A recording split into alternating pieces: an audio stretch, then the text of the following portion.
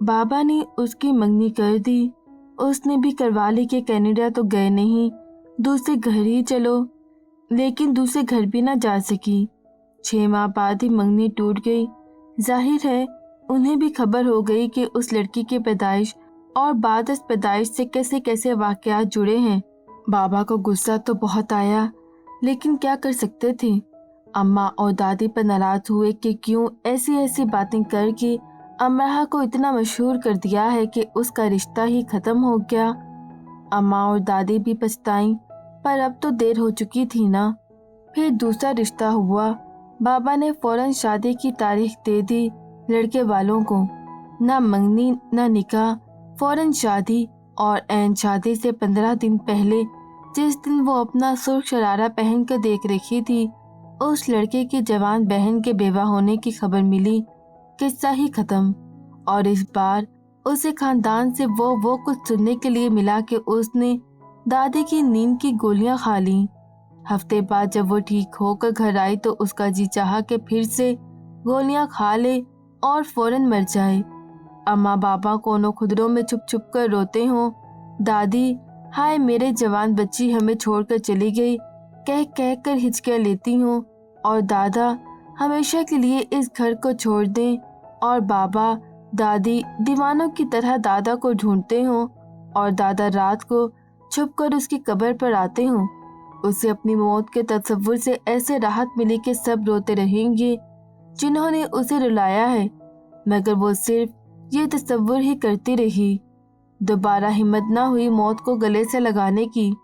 دادا اس سے بات کرنے کی، اسے منانے کی کوشش کرتے رہتے، لیکن وہ دادا سے بات ہی نہ کرتی، جیسے اس کے ساتھ ہوئے ہر برے سانحے کے ذمہ دار وہی ہیں۔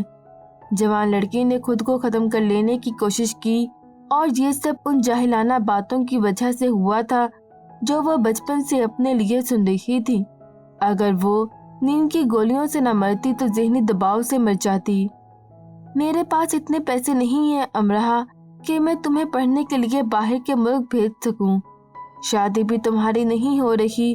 میں نے تمہارے بابا سے بات کی تو وہ الٹا مجھ پر ہنسنے لگے کہ وہ تم پر اتنے لاکھوں روپے لگا کر تمہیں پڑھنے کے لیے بھیجے، اس سے اچھا ہے وہ تمہارے لیے زیورات بنا کر رکھ لے یا تمہارے نام کے پیسے بینک میں جمع کروا دے تاکہ تمہاری شادی میں کام آ سکیں۔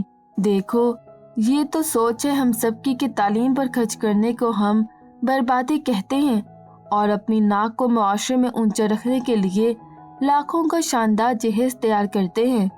امراہ میں بیزار ہوں ایسے لوگوں سے جو مقدس راتوں کو لمبی لمبی عبادتیں کرتے ہیں اور سال کے 12 مہینے گناہ کی مختلف حالتوں میں مبتلا رہتے ہیں، جہالت، جھوٹ، حسد، بے ایمانی، غیبت سے خود کو بچانے کی رائے برابر جدوجہد نہیں کرتے اور وضو کر کے نماز کے لیے کھڑے ہو جاتے ہیں۔ تمہاری سابقہ ساس جنہوں نے شادی کو ختم کیا، وہ مذہبی اجلاس میں احادیث کا حوالہ دے کر مذہبی تقاریر کرتی ہیں۔ میں اسی لیے بہت مطمئن تھا کہ تمہاری شادی وہاں ہو جائے، پر وہ بھی وہی خوش رنگ پھل نکلی جو اندر سے گلا سڑا اور بدبودار ہوتا ہے۔ ہماری یہ منافقت معاشرے کے سکون کو دیمک کی طرح چاٹ رہی ہے۔ ہم جو خود کو سیدھے راستے کی طرف سمجھتے ہیں، ہم الٹی طرف جا رہے ہیں، الٹے پیروں جا رہے ہیں۔ امراہ میرے دل کے ٹکڑے، دوبارہ مرنے کی کوشش نہ کرنا۔ میں کیسے ایسی دکھ کو جھیلوں گا بچے؟ دیکھو کوئی نہ کوئی راستہ ضرور بن جائے گا۔ دادا نے اسے بلوچستان کا ایک اور 15 روز ٹور کروا دیا اور جیسے تیسے اسے منا کر کالج میں داخلہ لے دیا، لیکن اب اس کی زندگی تھوڑی سی زیادہ تلخ ہو چکی تھی کہ اب اس کی 2 منگنیاں ٹوٹ چکی تھیں۔ ماموں نے اپنے بڑے بیٹے کے لیے دانیہ کا ہاتھ مانگ لیا۔ اماں اور دادی نے خود سے امراہ کا کہا بھی، لیکن ماموں دانیہ کے لیے ہی اصرار کرتے رہے۔ اتنے ڈرپوک ہیں کہ رسک لینے کے لیے تیار ہی نہیں۔ وہ تلخی سے دادا سے کہتی، جو خدا سے دور ہوتے ہیں وہ ایسے ہی خوفزدہ ہوتے ہیں۔ میں تو خدا سے دور نہیں، پھر میرے ساتھ یہ سب کیوں؟ کبھی کبھی قدرت بے خبر سونے والوں کے سر پر کنکر مارتی ہے تاکہ وہ بیدار ہو جائیں और अपने मकसद हयात की तरफ लपकें। मेरा कोई मकसद नहीं, मैं बस खुश रहना चाहती हूँ। हो सकता है तुम्हारा कोई मकसद बन जाए और तुम ऐसे खुश रहो कि तुम अपने माजी के दुखों पर हंसो। हो सकता है खुदा ने तुम्हारे लिए कुछ और सोचा हो जो अच्छा ना हो बल्कि शानदार हो। मुझे इस पर शक है। मेरे लिए ऐसा भी क्या होगा? कुछ भी नहीं। हाँ, बस कुछ भी नहीं। इसी दौरान ऐसा हुआ कि जिससे उसकी मंगनी टूटी थी, उसकी शादी उसकी खालियाजाद मायरा से हो गई। मजीद ये कि उस लड़के की फौरन प्रमोशन हो गई और कंपनी की तरफ से उसे एक बेहतरीन घर मिल गया। शादी का तोहफा 1 माह का यूरोप का टूर था। मायरा ने एक दिन उससे फोन किया। मैंने तो अफरा सयाब से कहा कि मुझसे शादी करके बच गए आप, वरना अगर अमराहा छोड़ो, वैसे अच्छे खासे कंगले हो जाते और पता नहीं क्या क्या हो जाता उनके साथ। वो खामोशी से मायरा और अफरा सयाब नामा सुनती रही। आजिज़ आकर मायरा ने पूछा, कुछ तुम भी बोलो, कुछ कहो। उसने फोन बंद कर दिया। इतना जवाब ही काफी था। कॉलेज वो जाती रही। दादा से कम कम बात करती, उनसे नाराज थी। दादी और अम्मा अब उससे घर में कुछ भी नहीं कहते थे। घर में आग भड़कती, दादी के पैर में मोच आ जाती, हमाद का मोटरसाइकिल का हादसा होता या बाबा को स्टोर पर कोई नया नुकसान उठाना पड़ता, कोई कुछ न कहता क्योंकि अब ये ठेका जोरों शोर से दूसरों ने ले लिया था। अमराह को ऐसा लगता कि तारीकी का गहरा जंगल है जिसमें वो भटकती फिर रही है, लेकिन रोशनी की किरण है कि आकर नहीं दे रही। उसे लगता कि दुनिया सब कुछ भूल जाएगी, लेकिन उसके मुतल्लिक कुछ नहीं भूलेगी। वो दुआ करती कि काश कोई ऐसी हवा चले और सबके जहनों से उसका नाम मिटा डाले। न किसी को उसका नाम याद रहे, न उस नाम की शख्सियत से जुड़े वाकयात। घर में मेहमान आते तो वो लाइब्रेरी चली जाती, वहाँ भी शाम तक ही रह सकती थी। फिर दादा उसे लिए लिए घूमते फिरते। वो दादा से बात न करती मगर उनके साथ साथ घूमती रहती। दादा जानते थे वो लोगों का सामना करने से खौफजदा रहती है, खासकर रिश्तेदारों और जानने वालों से, और ये खौफ उन्हीं लोगों ने उसके अंदर पैदा किया था। वो खानदान की तकरीबात और घर में किसी को दिखाई न देती थी, फिर भी वो उन सब में बेहद मकबूल थी। वो डिस्कस किए जाने के लिए, कहके लगाने के लिए एक बेहतरीन मौजू थी। सांप सीढ़ी का वो खिलाड़ी जिसे बार बार सांप खा लेता है और उसके दुम से लटकता वो सबसे निचले दर्जों में आ जाता है बार बार। अमराह जैसी खूबसूरत लड़की को बार बार निचले दर्जों में देखना खानदान की हासिल लड़कियों का पसंदीदा मशगला भी था। और वो हासिल लड़कियां ही क्या, कौन है जो अपने लिए पहला नंबर और दूसरों के लिए आखिरी नंबर पसंद नहीं करता। लेकिन इंसान तो वही है ना जो अपनी खुद नुमाई बेशक करता फिरे, लेकिन दूसरे की खामी की पर्दापोशी हर हाल में करे। और ऐसे इंसान अब इंसानों के हजूम में कहाँ मिलते हैं। अपने आप से तल्ख, अपने माहौल से गमगीन अमराह मायूस और बेजार से रहने लगी। ना मालूम ये कुदरत का तरीक़ाकार था या कुदरत की तरकीब के उसे अपने उस बदतर होते माहौल से निकलने के लिए तेज कोशिश करती। 1.5 साल के दौरान उसने मुख्तलिफ बैरूनी कॉलेज और यूनिवर्सिटियों के हजारों ऑनलाइन स्कॉलरशिप फॉर्म भरे। 50%, 60%, 70%। उसने किसी यूनिवर्सिटी के किसी भी तरह की स्कॉलरशिप को जाने न दिया। दादा ने इस दौरान बाबा को मनाने की बहुत कोशिश की कि चंद लाख की बात है, बेटी पर लगा दें, पढ़ लिख कर लौटा देगी, लेकिन बाबा को ये मशवरा ही सरासर एक मजाक लगता। भला पढ़ने लिखने पर कोई लाखों लगाता है। दादा को खामोशी इख्तियार करनी पड़ती, बहस फायदा देती न दलाइल। मैनचेस्टर यूनिवर्सिटी के तलबा की सोसाइटी अपने जाती फंड से 5 स्कॉलरशिप दे रही थी। उसे वहां से भी इनकार हो गया। 2 सालों में उसने 200 बार sorry you are a good student but we can't help, best of luck जैसी मेल्स पढ़ी थी। फिर उसने गिनती छोड़ दी थी। लेकिन जाहिर है इनकार नाकामी की कोई हद बिलाशुबा नहीं होगी, लेकिन انکار سننے اور ناکامی سہنے والوں کے برداشت کی ایک حد ہوتی ہے۔ مانچسٹر یونیورسٹی کے اس انکار نے اسے ایک بار پھر گھٹنوں میں سر دے کر رلایا اور اس نے بہت خفا ہو کر بہت جل کر ایک آخری میل انہیں ضرور کی۔ میں ہوں منحوس ماری، میں جل کر مر جاؤں تو ہی اچھا ہے، باہر میں جاؤ تم سب اور تمہارے اسکالرشپ آفر۔ اگلے ہی دن اسے ایک لمبی میل موصول ہوئی جس میں انت تک کوشش کرنے اور کبھی نہ ہار ماننے پر ایک بڑا سا لیکچر تھا۔ ساتھ ہی دنیا بھر کے ان کامیاب انسانوں کی مثالیں تھیں جنہوں نے بدترین حالات میں بھی شاندار کامیابیوں کی بنیاد رکھی تھی۔ ان میں سر فہرست نام محمد علی اور چارلی چپلن کا تھا۔ ساتھ ہی اسے بہت نرم انداز سے بتایا گیا تھا کہ میٹرک میں اس کا B گریڈ ہے، FSC میں صرف A اور گریجویشن بھی بہت مشکل ہے کہ وہ A+ کے ساتھ کر سکے۔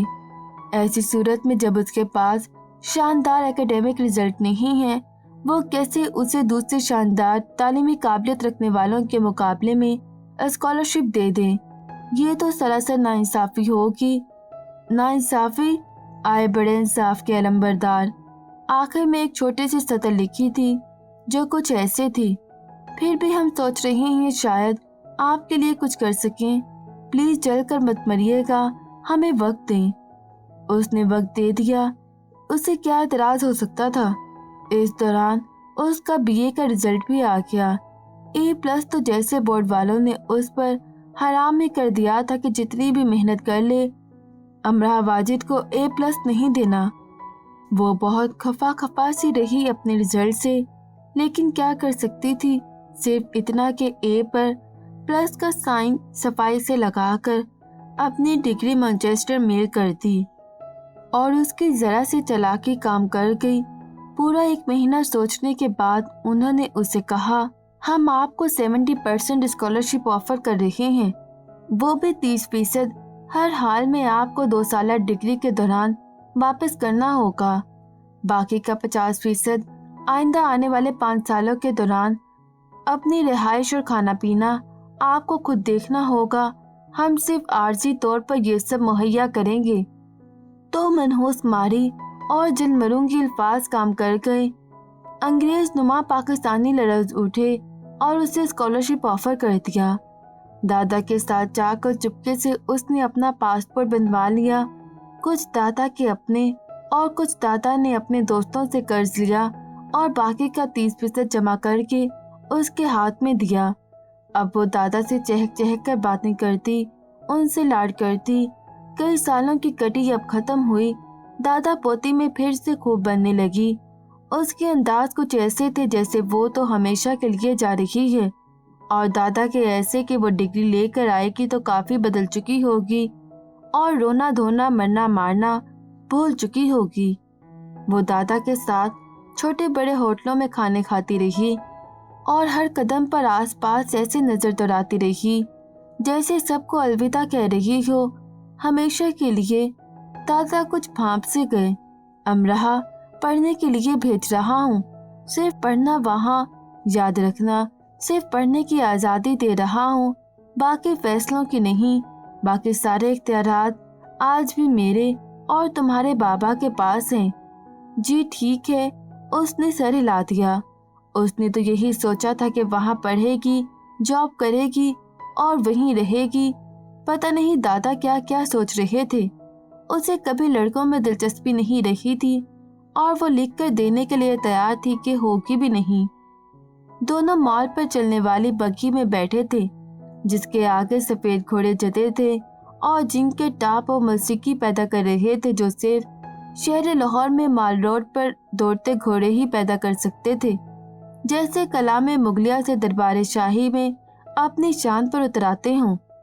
اس نے آج غور کیا تھا کہ یہ سب کتنا اچھا ہے، دادا کے ساتھ بیٹھنا اور جگمگ روشنیوں کے شہر سے گزرنا، جیسے رانجھے کی بانسری پر سر دھرنا اور رات ہی رات میں قیام پر زندگی کو تمام کر دینے کی خواہش کرنا، کھوئے والی کلفی کھانا اور ہاتھ کلفی کے نیچے رکھنا۔ کھوئے والی کلفی جب گرتی ہے تو پگھل کر کنارے سے پوری کی پوری گرتی ہے، اور یہ ایسا صدمہ ہوتا ہے کہ کسی تسلی سے زائل نہیں ہوتا۔ मजीद 5-10 कुल्फियाँ खाने के बाद भी बस वही एक गिर जाने वाली कुल्फी याद आती रहती है। वो हंसते मुस्कुराते उन 2 बच्चों की तरह घर आए जो ईद के 3 दिन ईदी जमा करने में लगा देते हैं और सिर्फ इसलिए घर से बाहर नहीं निकलते कि मुबादा उनके पीछे कोई मेहमान आ जाए और उनकी ईदी मारी जाए। 3 दिन ईदी को जमा करने वाले के 2 बच्चे थे। दिन घर से निकलते हैं और क्या खूब निकलते हैं। अमराह 2 दिन बाद जा रही है। खाने की मेज पर दादा ने ऐलान किया। कहाँ? दादी ने पूछा। वो समझी अक्सर बलोचिस्तान जाती रहती है, इस बार शायद पेशावर को निकल जाए अपने दादा के साथ। मैनचेस्टर। वो क्या है? दादी को कोई दिलचस्पी नहीं थी। दादा पोती में बस ऐसे ही खाते हुए पूछ लिया। दोनों ने अपनी तरफ से मिसाइल दागा जो फुलझड़ी भी ना बन पाया। नजर उतारी जानी चाहिए थी उन सब की जोग्राफियाई मालूमात पर। उन्हें मालूम ही नहीं था कि मैनचेस्टर शहर का नाम है और ये शहर बरतानिया में है। कोई रिश्ता आया है अमराह का वहां से? दादी ने ये सवाल भी ऐसे ही पूछ लिया। इस अगले सवाल पर दादा खामोश हो गए। अमराह इतनी काबिल है कि मैनचेस्टर के मेयर ने खुद खत लिखकर उसे बुलाया है कि हमारी यूनिवर्सिटी में आकर पढ़ो। दादा ने तंज किया। भले से व्हाइट हाउस से खत आता कि ओबामा के असिस्टेंट बनो आकर या उन्हें अमूरे हुकूमत में मशवरे दो, कोई फर्क कब पड़ने वाला था। सब आराम से खाना खाते रहे। अमराह ने दादा को इशारा किया कि ठीक से मतवज्जा करें ना सबको। इस ऐलान पर ऐसा रद्द-ए-अमल तो सरासर मैनचेस्टर की बेइज्जती होगा। अमराह बाहर जा रही है पढ़ने। 2 दिन बाद फ्लाइट है उसकी। दादा ने जरा तेज आवाज से कहा। अब फर्क पड़ा। अम्मा, पापा, दादी ने हैरत से दादा को देखा। पैसे कहाँ से आए हैं आपके पास? बाबा ने सारे सवाल छोड़कर ये सवाल करना मुनासिब समझा। मुफ्त जा रही है, यूनिवर्सिटी ने स्कॉलरशिप दिया है। बाबा, क्यों पागल बना रहे हैं मुझे? आपने अपना प्लॉट तो नहीं बेच दिया? वो मैंने अमराह और दानिया की शादी के लिए रखा था। बाबा ने खाना खाना ही छोड़ दिया। प्लॉट को बेचने की कोशिश तो दादा ने बहुत की थी, पर वो ऐसी औजार जगह पर वाक़या था कि बिक ही नहीं रहा था। प्लॉट जहाँ था अब भी वहीं है, जाकर देख आना। कहीं नहीं आना जाना, रिश्ता देखा है उसका, एक बस शादी होगी उसकी। दादी ने अब दिलचस्पी ली। रिश्ता? अमराह ने दादी की तरफ देखा और उठकर कमरे में आ गई और जल्दी जल्दी अपना सामान पैक करने लगी। साथ साथ वो खुद को थपकी देकर कहने लगी, मुझे कोई नहीं रोक सकेगा, मैं चली जाऊंगी।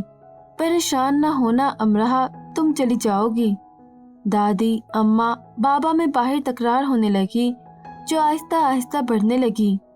ये कौन सा रिश्ता था जो उस बुरे वक्त में उसके लिए आया था? अब उसका जी चाहा, बल्कि उसने दुआ की कि उसके बारे में जो जो कुछ मशहूर है वो सब उन रिश्ते वालों तक पहुंच जाए। उसके खानदान वाले उन्हें फोन कर कर के बताएं कि लड़की कैसी जन्म जली है, मनहूस है, काली नजर, काली जुबान वाली है, और नहीं तो कोई दादी की जुबानी तैयार करदा उसका पैदाइशी खुलासा उन तक पहुंचा दे कि मंगल की 2 को क्या क्या हुआ था। फक्त एक उसकी आमद से और क्या क्या मजीद हो सकता है अगर उससे दूर नहीं रहा गया तो। कोई मौका था रिश्ते का।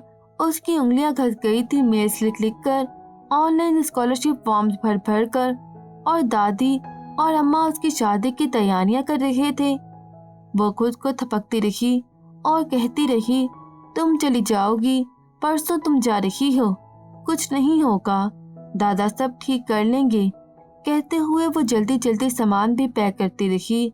पासपोर्ट को हिफाजत से छुपा दिया कि बाबा गुस्से में आकर उसका पासपोर्ट ही न जला दें। रात गुजरती रही। बाहर से हनूज चारों की तेज आवाजें आती रही और पासपोर्ट को छुपाने के बाद वो कमरे के दरवाजे के साथ लगी जमीन पर बैठकर ऊँगने लगी, लेकिन साथ साथ बड़बड़ाती रही, मैं चली जाऊंगी, मैं तो जा रही हूँ, कौन रोकेगा मुझे, दादा है ना, वो सब ठीक कर लेंगे। दादा ने दरवाज़ा खोला तो उसे दरवाजे के करीब ही ऊँघते पाया और उसकी बड़बड़ाहट को कम ज़्यादा होते सुना। तकिया लाकर उन्होंने उसके सर के नीचे रखा। जिंदगी में वो पहली रात थी जब वो इतना खुश थी और उस खुशी की उसे इतनी फिक्र थी कि वो बिना बिस्तर के फर्श पर सो गई थी। उन्हें दुख हुआ। उस माहौल ने उसे इतने दुख न दिए होते, उस घर में उसकी ऐसी हैसियत न होती तो वो हर रात ऐसे ही सोती, रो रो कर आंखें सुर्ख करते, बेसुकून नींद नहीं बल्कि आंखें मौन कर परियों का इंतजार करते, रंगों से मुनव्वर होती नींद। दादा उसके पास ही बैठ गए और उसे देखने लगे। औलाद नामी जिस तोते में वालिदैन की जान होती है, वो तोता अमरहा थी उनके लिए। उन्हें इतना प्यार अमरहा के वालिद से भी नहीं था, बाकी की औलादों से भी नहीं था। वो उसके लिए हर जंग लड़ने के लिए तैयार रहते थे और एक जंग वो उसके हक में जीत आए थे, उसके मैनचेस्टर जाने की। एक दिन अमरहा उनसे खफा होकर कहने लगी, आप भी दूसरों की तरह हो जाए ना, क्यों करते हैं मुझसे प्यार। वो उस बात का जवाब नहीं दे सके, बस सोचते ही रहे कि शायद कुदरत हमेशा इंसान पर इतनी मेहरबान जरूर रहती है कि अगर सारी दुनिया उस इंसान से नफरत करने लगती है तो कोई एक जरूर उस पर जान छिड़कता है। वो इंसान कोई भी हो सकता है, कोई चरिंद परिंद या दूसरी मखलूक। बिला वजह की नफरत जरूर एक बिला वजह की मोहब्बत को साथ बांध लाती है। जैसे जैसे दूसरों के लिए तुम नापसंदीदा होती गई, मेरे लिए पसंदीदा तरीन होती गई। उन्होंने कहा, खुदा भी भला कभी ये भूला है कि उसके बंदे के आसपास बहुत कांटे उगाए हैं और अब उसे एक महकते हुए हमेशा तरोताज़ा रहने वाले फूल की अशद ज़रूरत है, ताकि उस फूल को पाकर वो कांटों की दी अजियत को फरामोश कर दे। बाबा ने उसे 10,000 रुपये दिए कि वो ज़रूरी खरीदारी कर ले। अम्मा और दादी का मिजाज अलबत्ता बहुत बरहम था।